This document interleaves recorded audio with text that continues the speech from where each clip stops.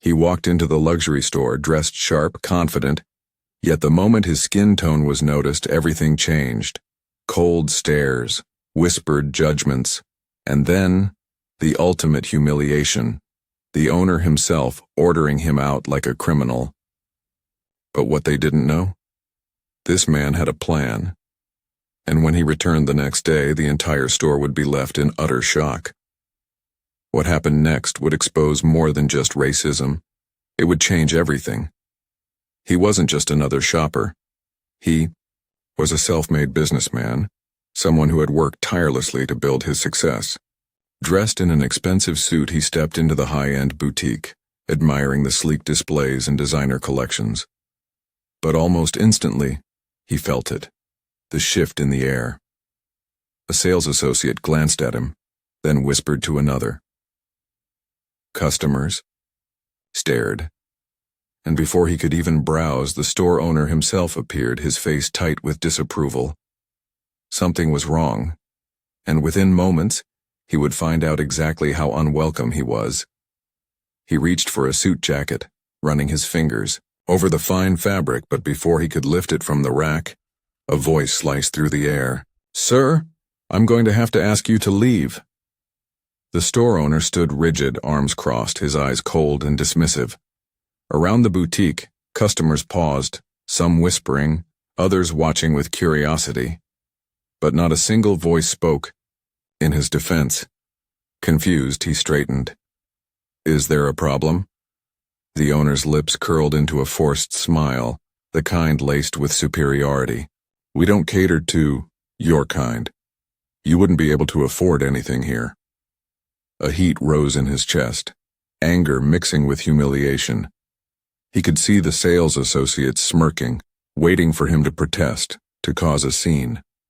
A security guard had already begun stepping forward, ready to escort him out. For a brief moment he considered arguing, demanding to be treated with respect. But then, an idea formed. If they assumed he didn't belong, he'd let them believe that. For now, without another word, he turned on his heel and walked out the door. They thought they had the last word. They had no idea what was coming next. The next day, the store bustled with excitement.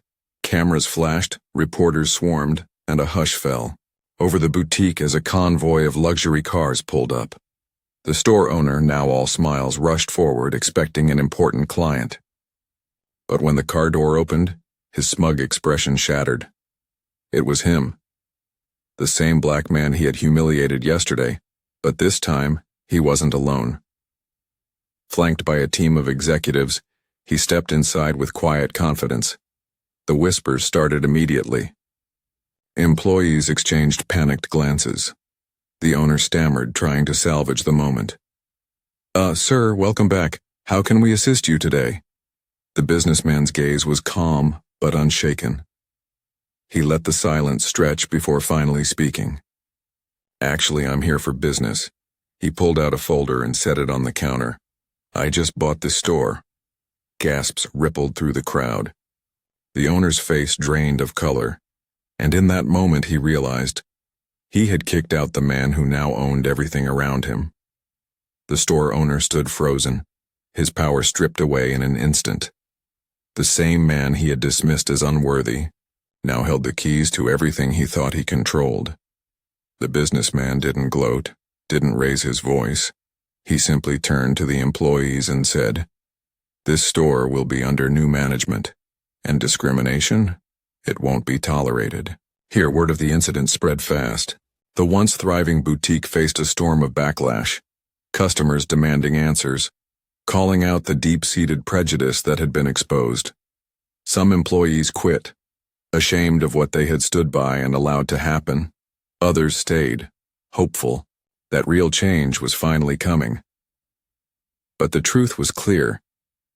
This wasn't just about one store, one man, or one moment. It was about a system that still judged people by the color of their skin, that assumed worth based on appearances. And the question remains, how many more times will this happen before the world finally learns?